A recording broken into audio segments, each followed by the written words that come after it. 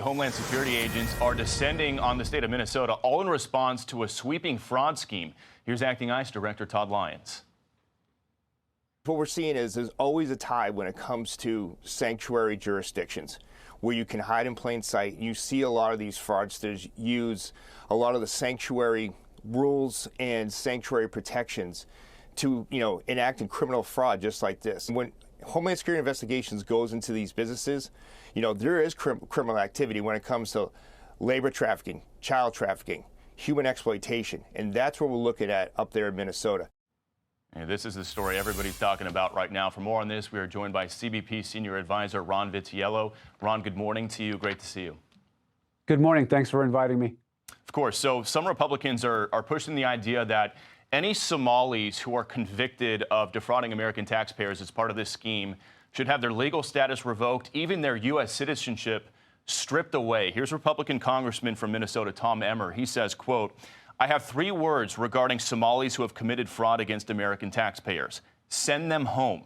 If they're here illegally, deport them immediately. If they're naturalized citizens, revoke their citizenship and deport them quickly after. If we need to change the law to do that, I will." Ron, as you are well aware, denaturalization is a pretty rare process. It's also very tedious. Should it be on the table here?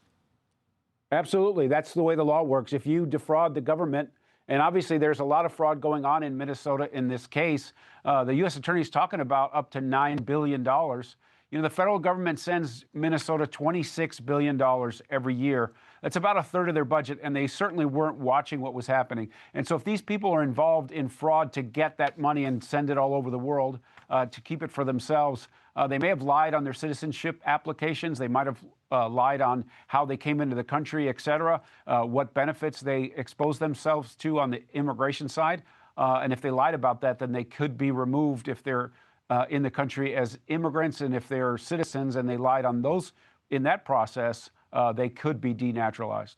And there are some media outlets who are kind of pushing back on this DHS crackdown in the state of Minnesota, essentially saying this is all about demonizing immigrants and Somalis. Take a listen. The other part of this is an attempt to make this about Somalis in general, as opposed to just about the people who are responsible. It's not really about the fraud. This is absolutely an attack on the Somali community and on immigrants writ large. The vast majority of the Somali residents of Minnesota are citizens. They're not new immigrants. So this is just a further example of the Trump White House doing everything they can to vilify immigrants. But I mean, Ron, you look at the numbers. There have been 92 people charged in this fraud scheme in Minnesota. 82 of them have been Somalis. Facts are facts. The overwhelming majority of the people committing these crimes are foreigners who have come here to take advantage of the American taxpayer. Give us your thoughts.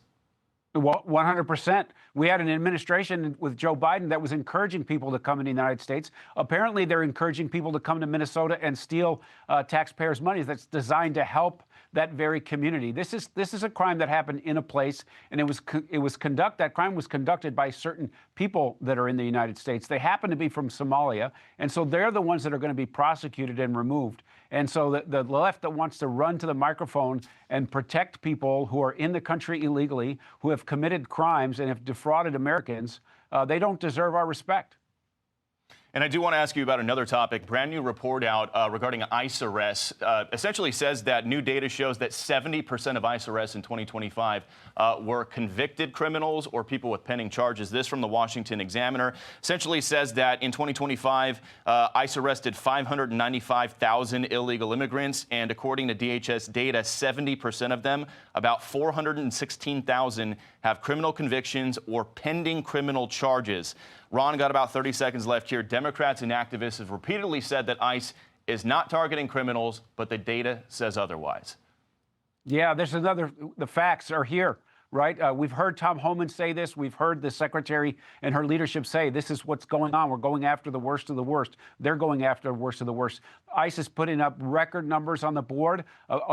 Over almost 2 million people have decided to leave the country because they're here illegally. The policies are working. The front line is empowered to do a great job for America, and we're making America safe as we speak. The border's been locked down for the last year almost.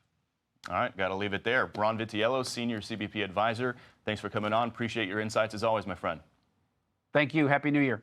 You too. Hey everyone, I'm Emily Campagno. Catch me and my co-hosts Harris Faulkner and Kaylee McEnany on Outnumbered every weekday at 12 p.m. Eastern, or set your DVR.